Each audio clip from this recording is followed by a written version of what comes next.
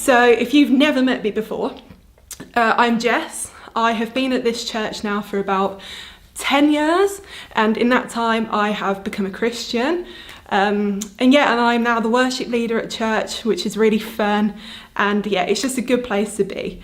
So that's me. If you've never met me before, it's good to meet you. So as I've just said, I became a Christian in those 10 years. So growing up, I wasn't a Christian, wasn't interested in God or religion, because it was never something that I came across in day-to-day life. And then as I got to senior school, I became good friends with some people, a girl named Katie, who a lot of you will know as well. And we started coming to the Bridge, this lovely church building. Coming to loads of youth events there was lots of music events, and we were really into music. So we just came along to have a bit of fun, not knowing that this was a church.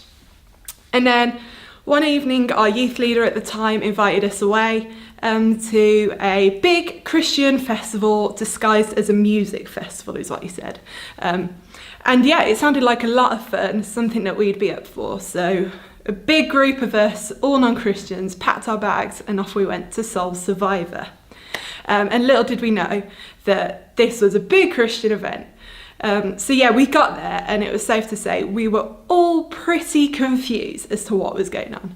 I remember walking into the main meeting and there being thousands and thousands of people, and I'm thinking, this isn't like what I thought it would be like.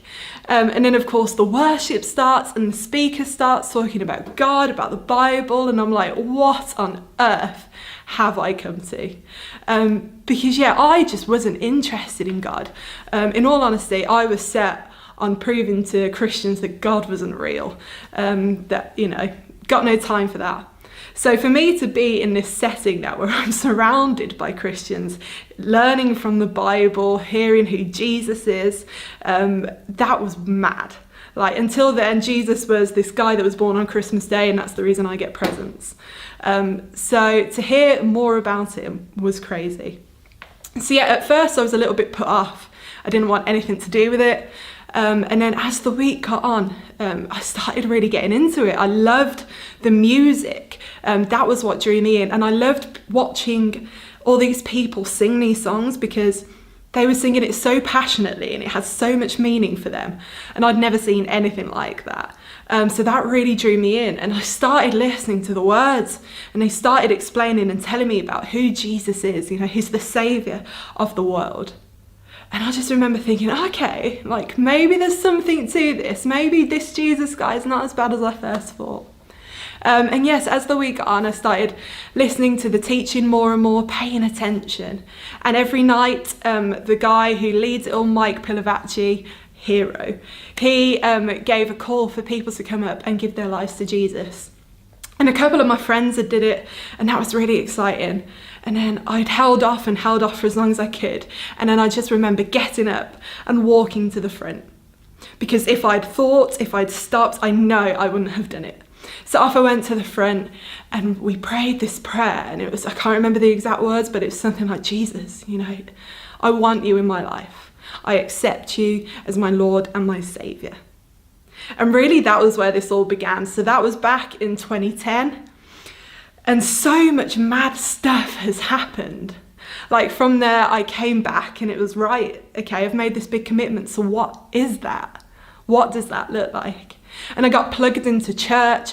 I joined all the youth groups that were going on. And we had great teachers, as we've got now, telling us about how exciting the Bible is, how exciting Jesus is. And this was a whole new world to me. But I loved it. I loved knowing that Jesus is my saviour, that he died for me. So I'd gone from not being a Christian to not wanting to know who Jesus was at all, to actually, I want to know more about him. He is exciting and he loves me for who I am. I want him in my life. So as I think of all these amazing things that have happened in my life since then, getting involved in a church, becoming a worship leader, learning to play an instrument actually, all these things, just having God in my life, through all the tough times knowing that I can rely on him. He has provided countless times for me and my family. He's provided me with a job after 3 months of unemployment, where I was at the bottom, where I'd lost all hope, and I finally admitted to God, I need you in this. And then the week after, he provided a job for me. And it's a job that I've got now, and it's great, and I'm so thankful to God for that.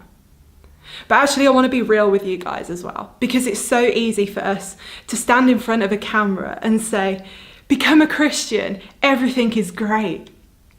And that's not wrong. There are so many good things that happen when you let God into your life. But that doesn't mean that it's plain sailing. You know, there are still tough times. Times at school that was really rough. You know, times with family that were hard as well. Times where I just couldn't feel God anymore.